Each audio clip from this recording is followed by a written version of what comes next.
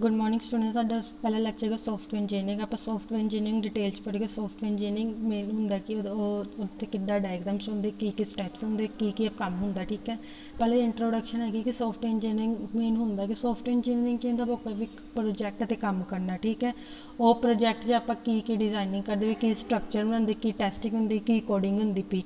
वो कौन देखते? सॉफ्टवेयर डिवैलपर्स, मतलब सॉफ्टवेयर इंजीनियरिंग जो सॉफ्टवेयर इंजीनियर्स होंगे। ठीक है, अगे ਇਹਦਾ मीनिंग की है तो ਇਹਦਾ मतलब कि कहते मीनिंग मतलब कि ਇਹਦੀ ਡੈਫੀਨੇਸ਼ਨ ਕੀ ਹੈ। ਇਹ ਕਹਿੰਦੇ ਸੌਫਟਵੇਅਰ ਇੰਜੀਨੀਅਰਿੰਗ ਇੱਕ ਇੱਦਾਂ ਦਾ ਪ੍ਰੋਸੈਸ ਹੈ ਜਿਹੜਾ ਕਿ ਕਹਿੰਦੇ ਆਪਾਂ ਆਪਣੇ ਅਕੋਰਡਿੰਗ कुछ डिवेलपमेंट कर सकते, पेज की कहते सॉफ्टवेयर कुछ भी ऐड कर सकते हैं, उन्होंने कहते वो पेज में इनक्रीज़ कर सकते हैं और आप सिक्योरिटी लगा सकते हैं। आप कहते सॉफ्टवेयर इंजीनियरिंग। नैक्सट है कि evolution of software engineering. Software engineering कदों इस काम की सॉफ्टवेयर इंजीनियरिंग मेन की होंगे आप सॉफ्टवेयर है, सॉफ्टवेयर इंस्टॉल के तौर पर आप की करोगे अपनी कोडिंग करनी है, प्रोग्राम रन करने, जो कोई प्रोग्राम कोई प्रॉब्लम आती वो चैक करनी है, और रिजल्ट एक्यूरेट प्रोवाइड करने।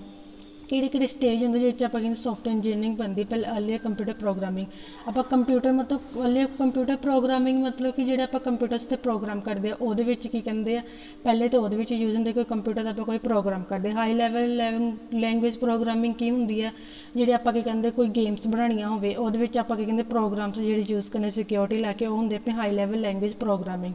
कंट्रोल बेस्ड डिज़ाइन की होंगे, कंट्रोल बेस्ड डिज़ाइन वो होंगे ये की कहते आप कोई प्रोजैक्ट होगा उन्होंने आप कहते डायग्रामेटिकली शो करना कि साडा की कहते एडमिन है, एडमिन ने की करना, एडमिन ने साडे की कहते पूरे अकाउंट्स नू की कहते हैंडल करना, उन्होंने कहते कंट्रोल फ्लो डायग्राम के नाल आप शो करना। डाटा स्ट्रक्चर ओरिएंटेड डिज़ाइन मतलब कि वो जो आप वैबसाइट जो सॉफ्टवेयर बनाते पे उत्ते आप किस टाइप की डिज़ाइनिंग या स्ट्रक्चर तैयार करते उन्हें कहते data structure oriented. Data flow oriented design मतलब जिदा आपू की कहते आप पेज बनाए कि सारा पहला पेज ये है, दूसरा पेज ये है, तीसरा पेज है। पहला पेज सपोज करो आप लॉगिन का, फिर आप जाइए डिटेल्स वो सर्विसेज की है वो आप कि शो करना डाटा फ्लो डायग्राम के थ्रू डिफरेंट टर्म्स यूज़ करके। ऑब्जेक्ट ओरिएंटेड डिज़ाइन मतलब कि आप कोई भी अपना उप्स की प्रोग्रामिंग करनी है डिज़ाइन करके जिदा पहला पेज आप बनाना कि लॉगिंग का बनाना, तो आप की डिज़ाइनिंग कि फॉर्म होना चाहिए, कि कंडीशनस लगती पई, की सिक्योरिटी लगती वो आप किच करते ऑब्जेक्ट ओरिएंटेड डिज़ाइन च।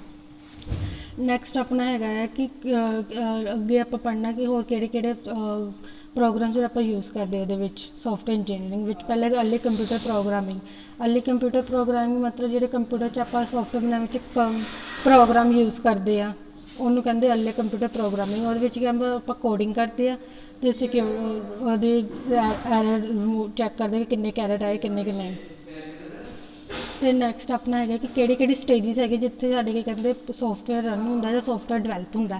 पहले है एक्सप्लेनेटरी स्टाइल मतलब कि जो आप कहते प्रोजैक्ट बनते स्टाइल किस टाइप का है। ठीक है, नैक्सट अपना है control flow oriented design. Control flow oriented design मतलब कि जो आप भी उत्थे डाटा फ्लो डायग्राम बनाए होंगे उन्होंने किस तरीके अपने डिज़ाइन किया। दूसरे फेज से आपने डिज़ाइन करना। तीसरे की आप डाटा स्ट्रक्चर स्टाइल मतलब डाटा स्ट्रक्चर स्टाइल जो प्रोग्राम किया वो किस स्टाइल किया, किस टाइप का आ उन्होंने कहते आप डाटा स्ट्रक्चर स्टाइल। अगर है data flow oriented style. Data flow मतलब कि जो आप काम किया उन्होंने कहते डायग्रामेटिकली शो करना कि एडमिन ने की चीज़ा केड़े पेज हैंडल कर दे वो चीज़। अगर आप object oriented style. Object oriented style मतलब कि और जो भी आप प्रोग्रामिंग की है कि वो किस टाइप की कि वैलीडेशनस लगी, की सिक्योरिटीज़ लगी, उन्होंने आप कहते ऑब्जेक्ट ओरिएंटेड स्टाइल। थर्ड है अपना control flow based diagram. Control flow based diagram mainly की कहते हैं फॉर एग्जाम्पल देती है कि कोई प्रोग्राम करते पे। ठीक है, मैं तुहानू कहता कि तुसीं की कहते कि कहते आप लॉगिन का पेज बनाया उत्थे की कहते पासवर्ड से सिक्योरिटी लगानी उस आप की कंडीशनस लगानी C++ के प्रोग्राम्स करनी है उस पहले की कंडीशनस लगनी if password is greater than या लैस दैन 8 ये कंडीशन फिर कि मैसेज शो करा जो पासवर्ड की कहते सही होगा तो नैक्सट पेज लैके जाए, जो तेरा पासवर्ड गलत होगा तो तुहानू एरर शो करने।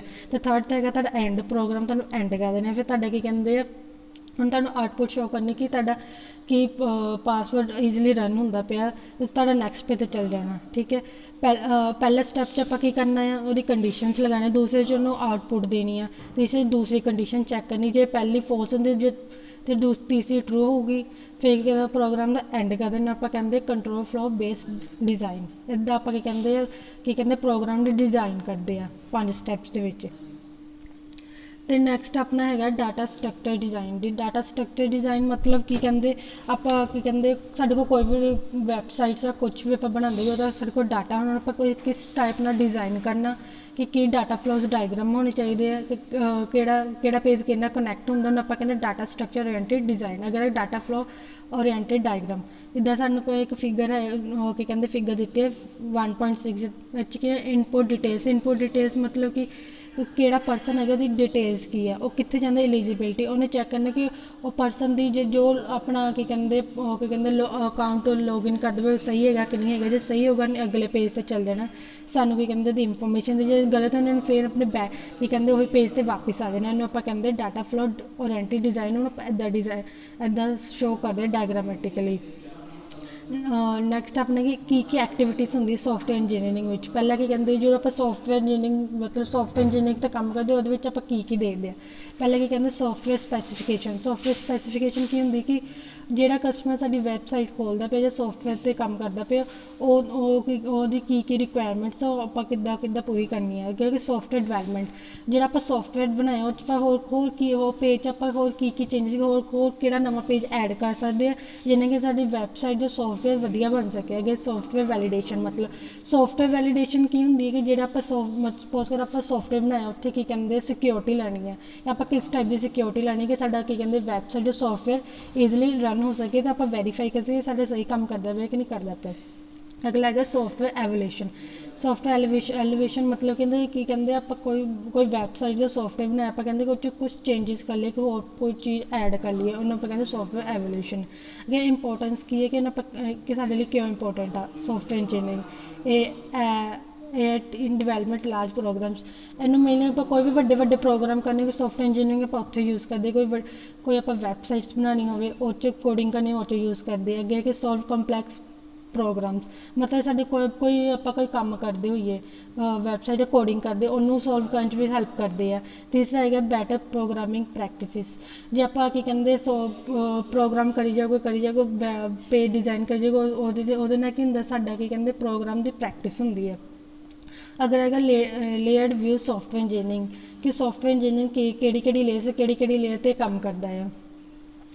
ਪਹਿਲੀ ਲੇਅਰ ਹੈਗੀ ਆਪਣੀ ਟੂਲਸ ਕਿ ਕਿਸ ਟਾਈਪ ਦੇ ਆਪਾਂ ਟੂਲਸ ਯੂਜ਼ ਕਰਦੇ ਪਏ ਉਹਦੇ ਵਿੱਚ। ਅੱਗੇ ਹੈਗੇ ਕਿ ਆਪਾਂ ਕਿਹੜੇ ਟਾਈਪ ਦੇ ਮੈਥਡ ਯੂਜ਼ ਕਰਨੇ ਕਿ ਆਪਾਂ ਡਿਫਰੈਂਟ ਮੈਥਡ ਯੂਜ਼ ਕਰਨੇ ਕਿ ਆਪਾਂ ਫਿਰ ਕਿਸ ਟਾਈਪ ਦਾ ਮੋਡਲ ਯੂਜ਼ ਕਰਦੇ ਵੀ ਕਿ ਆਪਾਂ ਵਾਟਰਫਾਲ ਮੋਡਲ ਯੂਜ਼ ਕਰਨਾ ਕਿ ਕਿਹੜਾ ਮੋਡਲ ਯੂਜ਼ ਕਰਨਾ ਫਿਰ ਉਹਦੀ ਕੁਆਲਿਟੀ ਕੀ ਹੈ ਸੌਫਟਵੇਅਰ ਦੀ।